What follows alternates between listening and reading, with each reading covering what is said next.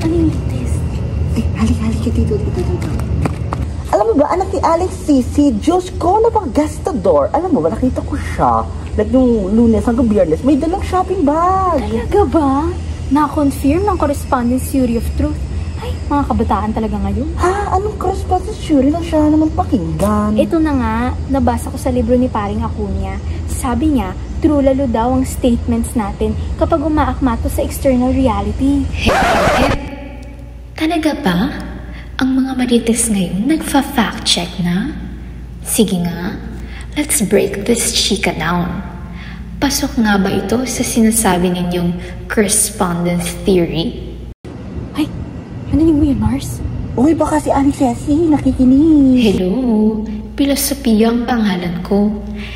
Anyway, going back sa pagiging marites nyo, gusto ko lang kasi malaman kung tama ba yung pagkakaintindi nyo sa terminolohiyang correspondence theory. Sige nga, isa-isahin nga natin. Unang-una sa lahat, Maring Jacob, ang statement mo ba na gastador ang anak ni Aling Sese ay maaaring mapatunayang true or false? Tinatawag naman natin itong empirical knowledge. Pangalawa, ang statement mo ba ay umaakma sa nangyayari o state of affairs? Tinatawag naman itong theory of reality. Ang dalawang konseptong ito ay mga kategorya na bumubuo ng correspondence theory of truth. Gets nyo? Ay, ganun pala yun! Sige nga, Mars. Tingnan natin kung pasok sa banga. Mars, sabi mo na yung anak ni Aling Sisi ay gastador. Masasagot mo ba yun ng true or false? True, Lalo. Huwag muna mag-confirm. May isa pa tayong kailangan malaman. Pero, tama kayo ng pagkakaintindi sa first category ng correspondence theory of truth. Oops, sorry, Mare. Sige, simulan na natin ang pangalawang kategorya. Sige, Mars. Paano mo naman nasabi na gastadora siya? Parang na-explain ko na sa'yo dati pa nakikita ko siya lagi na may dalang shopping bags mula Lunes hanggang Biyernes. O sige, sabihin na natin na nakita mo na may bitbit na shopping bags ang anak ni Aling Sese mula Lunes hanggang Biyernes. Pero, may karagdagang mga tanong pa ako para sa ikalawang kategorya. Oh, ano naman? Unang-una sa lahat, totoo ba na may anak nga si Aling Sese? Totoo ba na may konsepto ng shopping bag sa mundong ito? At totoo ba na may konsepto tayo ng Lunes hanggang Biyernes sa isang linggo? Oo, sa lahat ng tanong, oo. Kung oo, paano mo mapapatunayan? Basta niyo sa Super Facts, Mari. Nasaksiyan ko din yung lumaki Ayun. So, habang nag-shopping ako, alam ko na rin na nag-shopping siya with a shopping bag. Kasi inaabangan ko yung kanyang, mga FB post si Senyora. Lagi siya nagpo-post araw-araw. Kaya alam ko, mayroong Lunes hanggang Biyernes sa isang linggo. Oo nga.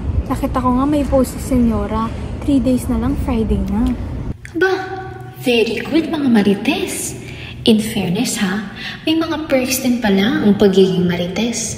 Very analytical. Ganun pala yun, Mars, no? Kailangan may checklist pala tayo. Dagdag kaalaman na rin para makatulong sa pagpapatunay ng katotohanan sa bawat pagkakataon na kailanganin. Ang tawag dito ay realist version of correspondence theory. Ano raw? It highlights the importance of truth in practical everyday contexts, shaping human communication and survival instincts throughout history by identifying accurate and descriptions of their environment. Okay, ganito mga marites. Kung ang empirical claim ay tungkol sa isang event from the present, tulad ng nakichismis ako ngayong araw, o ang ingay ng mga bata sa kalsada, o di naman kaya makakapagtuyo ng labada ang init ng araw, yung correspondence ito ay direct observation. Ibig sabihin, may first-hand experience ka ng mga yon sa pamamagitan ng faculty of senses mo, tulad ng paningin, pandinig, panlasa, pangamoy at pandama. Kung ang claim naman ay tungkol sa hinaharap tulad ng makulimlim kaya uulan o madalas na sinusundan ng aftershocks ng earthquakes o di naman binibigay ang sahod tuwing 50th and 30th na araw ng buwan. Ang correspondence naman nito ay ang future observation. Gagamitin natin yung kasalukuyang kaalaman o patterns tungkol sa mga claims na to to anticipate the events that are expected to happen in the future. Kung ang claim naman ay tungkol sa past, ang correspondence ito ay ang paggamit ng mga existing documents and testimonies ng mga nakaranas o nakasaksi to corroborate the claim.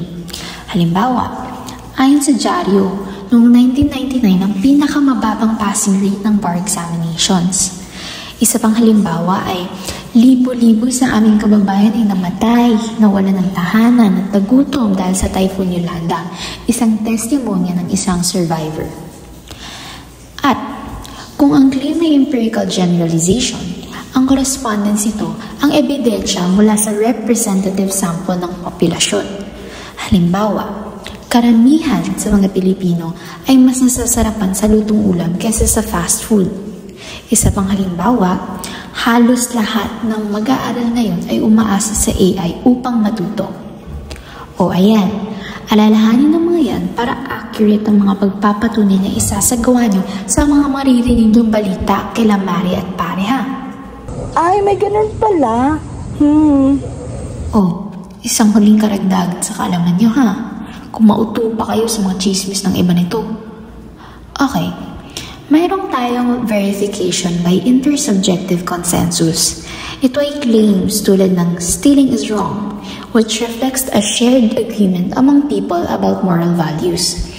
Kaya din natin yung patunayan gamit ang correspondence theory.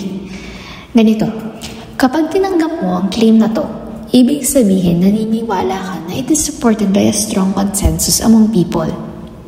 Ngayon, kailangan mo ipakita that this claim aligns with the community's belief. Gathering this consensus involves collecting evidence from real-life experiences.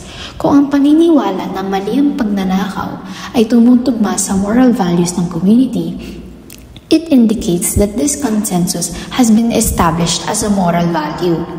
Essentially, ang moral value ay isang generalization about the agreement of what is right and wrong, which is supported by the shared understanding of the group.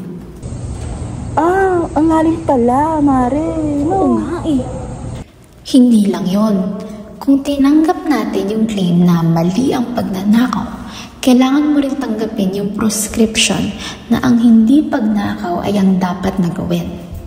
In doing so, the intersubjective consensus is strong. Otherwise, kung hindi mo tinatanggap ang dalawang ito, you will be guilty of dissonance. Magkakaroon ng lack of harmony sa consensus ng isang group of real people. May ganun? Oh, filosofiya. Sis, nagbaganda ka. I-explain mo na rin kayo yung isa pang teorya. Aba, talagang nagbasa ka. Sige. Ang tawag naman sa pangalawang teorya ay coherence theory of truth. This suggests that a statement or belief is true if it is logically consistent and fits well within a larger system of beliefs. Meron din siyang dalawang kategorya na kailangan isaalang-alang. Una, ang formal knowledge claims. Ito ay tumutukoy sa mga statements that represent knowledge based on structure and systematic framework. Ibig sabihin, ito'y nabubuo mula sa lohika at epistemolohiya. Pangalawa naman ay ang mga formal systems. Ito naman ay tumutukoy sa mga set of axioms o statements regarded as true. They provide context in which the knowledge claims are evaluated for truth. Ay, may naalala kong chika related dyan. Yung Shanghai, pati na rin yung tray na pinaglagyan nun. Kinuha ng walang paalam ng birthday ni Buboy. Sabi doon ng nanay ni Buboy, pag nanakaw na rin yun. Pag nanakaw na yun? At saka, ano kinalalaman na sa coherence theory of truth, Mars? Ito na nga, ang coherence theory yung magpapatunay na pag nanakaw nga yun. Ito yung ayon sa linguistic systems. Gabay natin yun sa wika para alam natin kung paano tayo makakapagpahayag ng kahulugan. Ayon nga sa sistemang yun, ang pagnanakaw ay ang pagkuha ng gamit ng walang permiso. Yun nga yung nangyari dun sa tray Kinuha ng walang paalam. Diba? Very good ulit, Marites. Gusto mo bigyan kita ng star? Che! Pero salamat.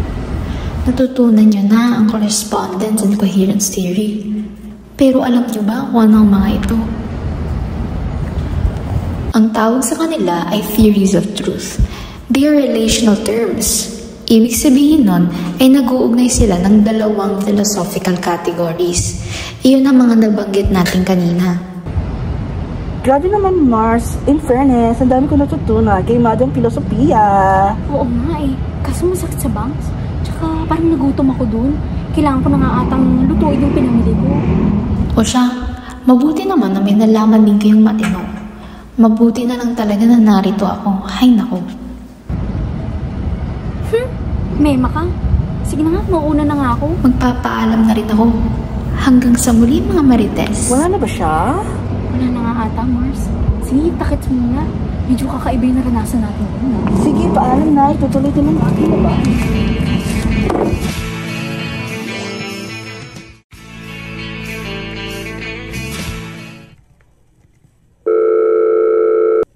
Hello, Mars. Hello, kamare. Sagap na naman akong balibalita.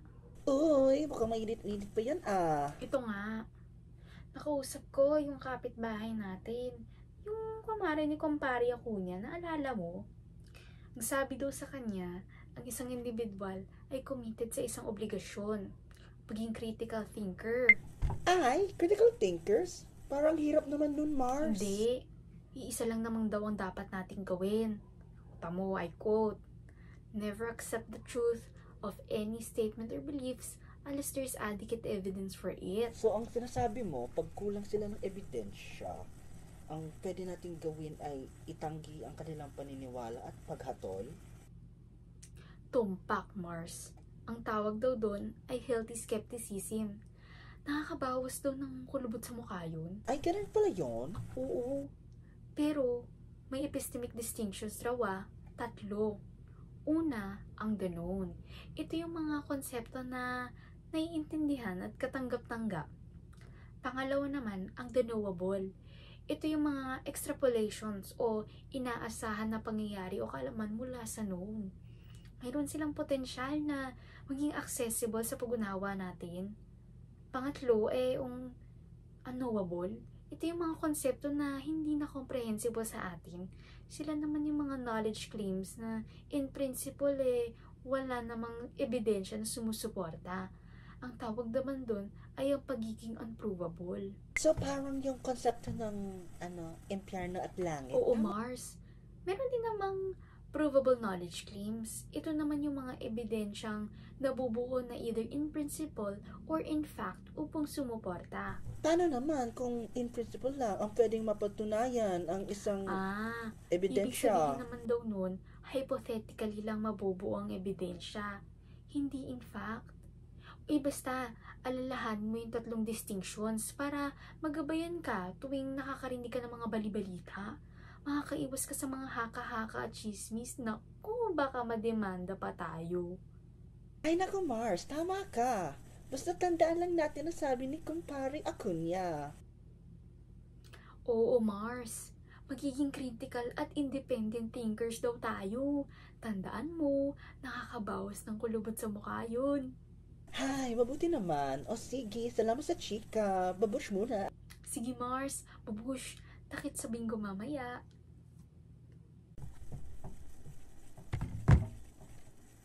Teka, totoo naman ba ang sinabi niyang galing kay Aling Nena? Ang sinabi ni Kumpare Acuña?